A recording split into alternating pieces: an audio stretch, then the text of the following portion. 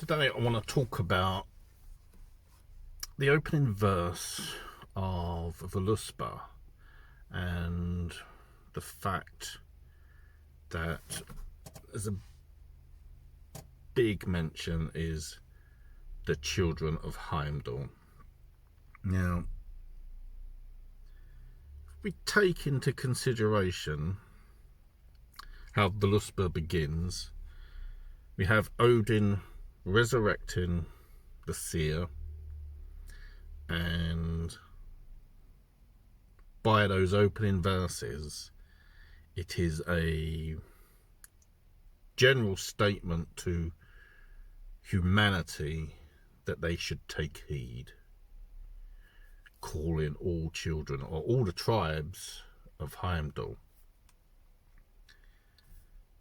Now, I want to offer a line of thinking that in the reanimation of the seer, that what occurs during the course of Voluspa in particular, while humanity watches, is that Odin and the seer engage in some fighting, and that if these opening words are the words of the seer, that perhaps the reference to the children of Heimdall isn't anything that Heimdall fathered humanity or created the classes, as Rigsfula suggests.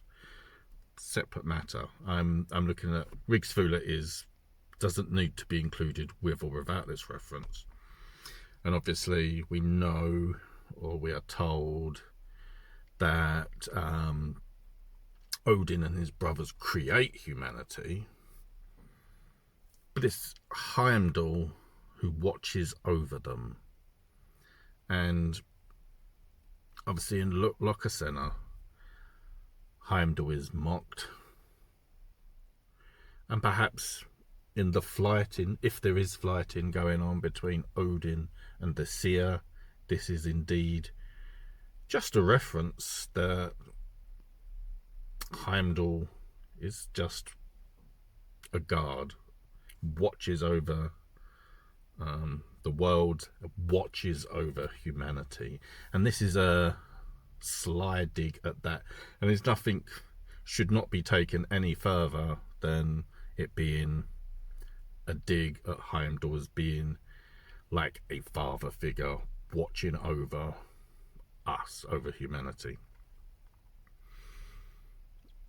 And so, to go off to the side to Rigsfula, as very much seems trying an attempt at an explanation onto why that sentence makes sense in Voluspa. And of course we want to overanalyze and have things make sense,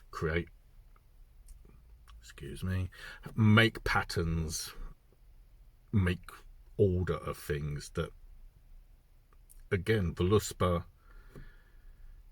is something that is light on its setting, what is going on. And I want to put forward the idea that actually Voluspa, in the details of the Poet Edda, is, hey humanity, take note.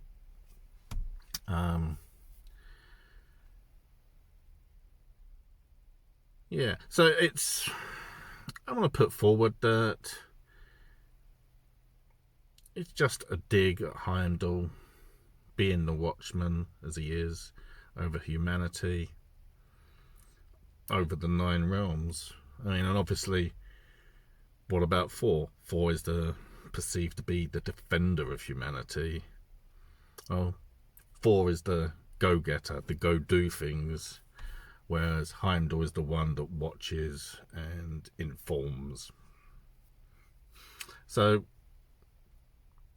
without going into some other stuff about Heimdall, which is more straightforward perhaps, I just want to really put forward that suggestion regarding Heimdall, the children of Heimdall, and how we as humans, humanity and intellect scholars, or just, you know, the way we look into it, perhaps we've made too much of it, and it could be just that it's a dig, and it can be disregarded beyond that context.